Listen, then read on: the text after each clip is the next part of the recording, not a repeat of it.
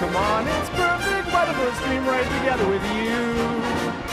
What's going on, everybody? I hope everyone's having a fantastic evening, fantastic afternoon, fantastic pre-noon. No matter where you are in the world, I'm Hassan Piker, and this is the HASAN broadcast coming to you live from gray, not sunny, California, Los Angeles, folks. We're live and alive, and I hope all the boys, girls, and MBs are having a fantastic one, because today is a beautiful day. Today's a wonderful day. Today is Sunday. This is part of the broadcast where I tell you about my personal news about what's going on in the world of Hassan, Ivy Piker, in between the time period where I press the stop streaming button and press the start streaming button. Yesterday, as you guys know, we went to Skid Row with Water Drop LA. It was a fucking awesome, amazing stream. It felt fantastic. I need to do more stuff like that, honestly. Fuck all the noise, fuck all the haters. It made me feel really good, and I think it was very successful. So yeah, it was a lovely stream overall. I had an amazing time. It felt pretty good. But after that, came back home, shot the podcast with Alexander LOLO Overruled. It's a banger episode. It's a very good episode that we did. Very fun episode that we did. But afterwards, we went to my friend's birthday party, my normie friend's birthday party. And I stayed there for like a total of 20 to 30 minutes. And that was it. I went back home. I passed the fuck out. Luckily, this time around, considering that I had also played basketball early in the morning, and then also on top of that, walked the whole goddamn day, and also on top of that, shot a freaking podcast and went out afterwards. I basically was like, it's over. It's Jover for me. I'm going to bed. That peaceful slumber was interrupted in the morning when Kaya woke my ass up. This bitch might come across all nice and all cute, wearing the donut on stream, giving me the side eye. But she woke my ass up at 5 a.m. And I tried going back to sleep, and I could not. Like, listen to this, dude.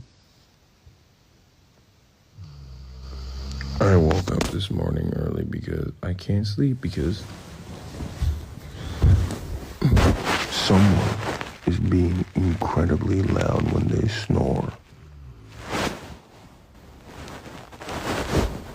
It's too much ruffling, so I didn't realize that you can't even hear it, but she's so loud, dude. It's crazy. She snores like an old man. Like, I don't know what the hell is going on. So for those of you who don't know, yesterday we went to Skid Row with Water Drop LA. It's a local organization that gives water, which is much needed, and many other much needed supplies like tarps, like tent material specifically, to a lot of the unhoused people at Skid Row. Now, obviously, there's a massive population of homeless people in Los Angeles, and there's a massive population of homeless people in America. There's been an 18% increase in homelessness in the nation year over year. This past year, the number has gone up to more than 700,000. And in that same time frame, obviously, there's been a lot of anti-homeless sentiment that has also increased. There's always been a lot of anti-homeless sentiment. Americans, I think, despise the poor in general. And there's a lot of dehumanization of homeless people. And in an effort to, one, do something good and urge others to also engage in community organizing in a similar fashion, and also, perhaps most importantly, showcase the humanity of the unhoused population, Lolo and I went in with an established local community organizing group called Water Drop LA that already have a pre-existing relationship with many of the unhoused population of Skid Row, some of which wanted to volunteer to be on camera, as a matter of fact, and talk about their experiences. So all of it was already pre-cooked, right? We had already pre-planned this because the goal was very specific. There's plenty of charity that I engage in and mutual aid initiatives that I also engage in off camera. This, on the other hand, was specifically so that, one, people could understand that there's much satisfaction to be derived from doing things like this. It feels great, but also people would recognize the humanity of the unhoused population. And I think we accomplished that goal perfectly. But as is the case with anything that I do online, I was joking about it. I was like, well, how will I get canceled over this anyway? And it turns out Reddit was already going crazy over it. Reddit was already fucking chirping about it because it's some of the shittiest people on the fucking planet. A chatter posted it on LSF. Hassan gets mad at chat after accusations of potentially exploiting the homeless on Skid Row for views. They, of course, clipped it in a very specific way. We're going there with some people that work every single day with these people. So it's not, don't film it maybe. Shut up, shut up, shut up, shut up. You're the woke of the day. Isn't it inherently exploitative to film? No, you dumb fucks. The entire point is humanizing these people. That's the whole point. Can you just shut the fuck up, please? Can all of you just collectively shut your stupid fucking woke mouths up? Is that okay? Can we just shut the fuck up collectively? Anyway, most of the comments were agreeing with me, so the fucking hate post didn't actually go anywhere, but it is kind of crazy. Because, like, a lot of people, when they see me yelling at these people, don't realize that, like, they should fucking agree with me yelling at these people. These are the smarmy, annoying people that virtually everyone despises. This is the woke, too woke for their own good. That one friend who's too woke, meta. And it's crazy because, like, so many people didn't even watch the stream, did not care about all of the things that I'm even mentioning here. The fact that we did not film anyone without prior consent. There are 0 clips of the actual IRL stream here. And the only other clip that mentions me is XQC making fun of me for yelling, shut the fuck up. That in and of itself should probably show you the attitude that this fucking stupid ass Reddit community has. If I want to farm views, I just sit here. I get more views just sitting around, not doing shit in my own house. Once again, damned if you do, damned if you don't. They say, Hasan, why don't you actually go out and help? And then I do that. I raise money. They say, Hasan, why don't you give money out of your pocket? I do that. I give money out of my pocket when we're doing these massive fundraisers. They say, oh, if you were a real one, you would go out and help. I do that as well. And then people turn around and go, oh, you're actually doing that for clout. And that's it. You can't win with these people because, like, this is just pure hatred. It's not logical. It's not coming from a place of like, I think this person is a bad person because of a bunch of things that they've done, and that's the reason why I despise him. It's more so, I've only heard bad things about this person because he's like always clipped out of context, and therefore I now have to justify the vibes I have by constantly trying to find ways in which I will say like, no, this is a bad person, I promise you. Why don't you drive your $120,000 sports car to Skid Row? Like, see, this is what I mean. Like, this is a person who is trying to do that thing over and over again. I don't know, man. Probably because, one, it would be a bad look, but more importantly, it doesn't have enough space. Do you see what I'm saying? Like, this is like, it's so bad faith. It's such a bad faith and weird thing to do. It's like, dude does not care about homeless people at all. Dude does not give a fuck about homeless people. He does not care about anything. He's just in here invested in a fucking Twitch streamer. And that is unimaginably pathetic. That is a pathetic way to live. I saw people saying you were only giving Teddy Fresh merchandise despite Ethan. Yeah, people are insane. Okay.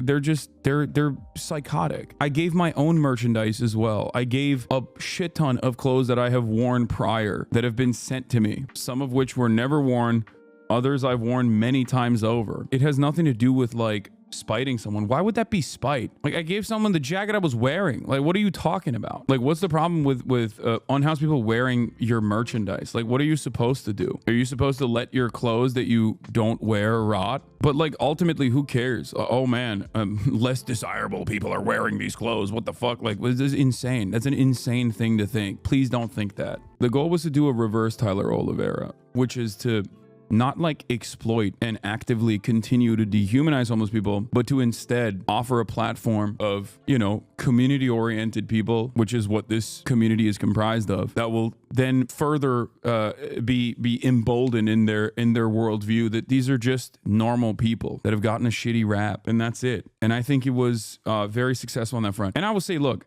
as someone who has donated collective totals of, at this point, millions of dollars, fundraised millions of dollars, donated hundreds of thousands of dollars over the years, doing this sort of thing hands-on is infinitely more meaningful. You end up meeting a lot of very cool, very interesting people, and you end up helping them directly. I don't know. I think it's it feels more personal. So I highly urge people to go and join their local organizing initiatives like that. Like, I think volunteering is very fulfilling and yeah, very empowering as well. Obviously, it's not the end all be all, but I wanted to make sure that people understood that. This person I was talking to was like, how do you deal with all this? Like, I want to fight your battles for you. And I literally told her the same thing that I tell you guys all the time.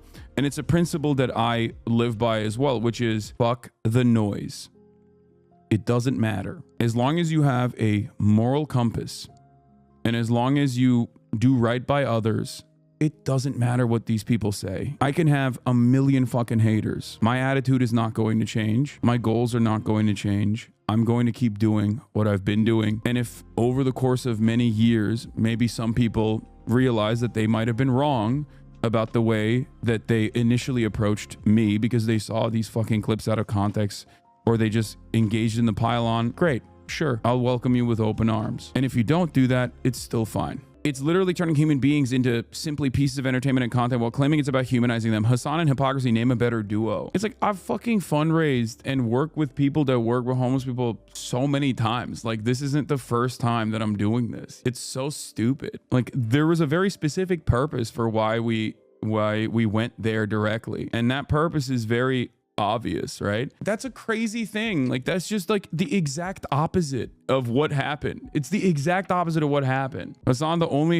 only streamer who will get a hate threat helping out some homeless people. Well, yeah, it's a combination of things. It's like people that just like hate socialism and see me as like the fucking inventor of socialism because they're stupid. I think like that's part of it. I think it's because people are unimaginably cynical, especially online. Dude could save a baby from a burning building, and someone somewhere would find an insane interpretation of events that imply he's exploiting someone, being a bad socialist, or is doing terrorism.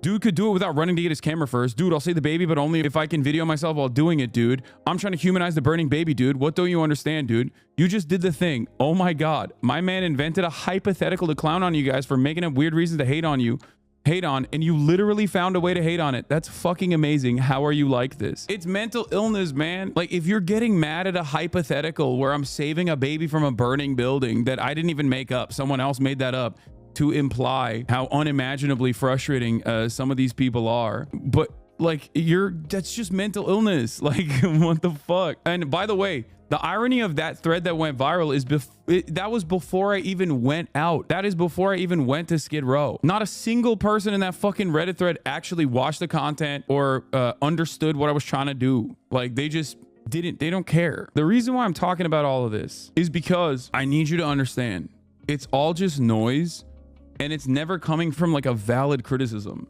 It's usually narcissistic and vindictive and cynical. And ultimately, it's meaningless.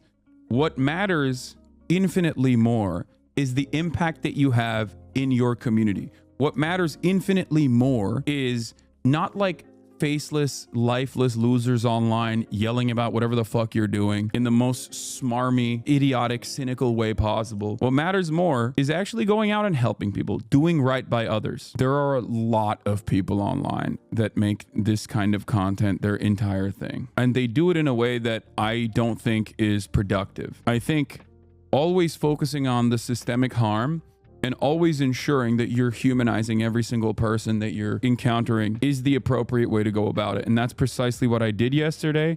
And I'm very proud of this community for fundraising in the process. Also, the other part of this that we didn't even talk about is that they were HASAN heads. Like, this is one of you guys. He's probably in the chat right now. Well, he might be in Skid Row right now working. But that's the other thing. Like, that's why I do what I do. There's so many of you that go out and work on the street. This is why I want to get more people to engage in this, because the reality of the matter is we can't rely just exclusively on the government. It's just not happening. I'm not an anarchist by any means, as you guys know. I'm not an advocate for decentralized movements in general. I think that they oftentimes fall apart, and they have, I have theoretical disagreements with it. But having said that, all you have are your neighbors at the end of the day sometimes, okay? When there's no one else. The only people that you can rely on are going to be like-minded individuals. When I was 13, we went on a mission trip to Florida and fed, clothed a bunch of homeless people, and then sat around and ate and chatted with them. A small town kid who had never met a homeless person before. I had only seen them demonized in the news and media. I consider that moment the beginning of my anti-capitalist radicalization, because I realized then and there that everything I had been told was a lie, and these people are victims of a broken society. Yeah, that's exactly what this is about. Because every fucking person, like, their understanding of homeless people is like the person who is like literally at the worst, like in the most extreme position, most extreme version of that suffering that you see on the streets, experiencing like a mental health episode or something. And people are fearful. People are genuinely fearful of homeless people. And the media also portrays them as like zombies, basically. I think one of the craziest things was like, Hawk and Glenn were both over the age of 65. Hawk was 70 years old. Like, what the fuck are we doing? Okay, what the fuck are we doing as a society? If a 70-year-old is sleeping in a fucking tent, a 70-year-old has no expectation of being a productive laborer anyway. Like, there is no expectation that that person is supposed to be working anyway. Like, it's over. They are in the autumn of their lives, okay? They are supposed to be chilling at a home inside of permanent shelter. Like, this is what a normal society is supposed to do. Take care of people that have contributed in meaningful ways their whole lives, or even if they haven't contributed in meaningful ways, it doesn't matter. When you're 70 years old, the fact that there's a 70-year-old out there that is homeless is like having a child that is homeless. You know what I mean? It's insanely fucked up.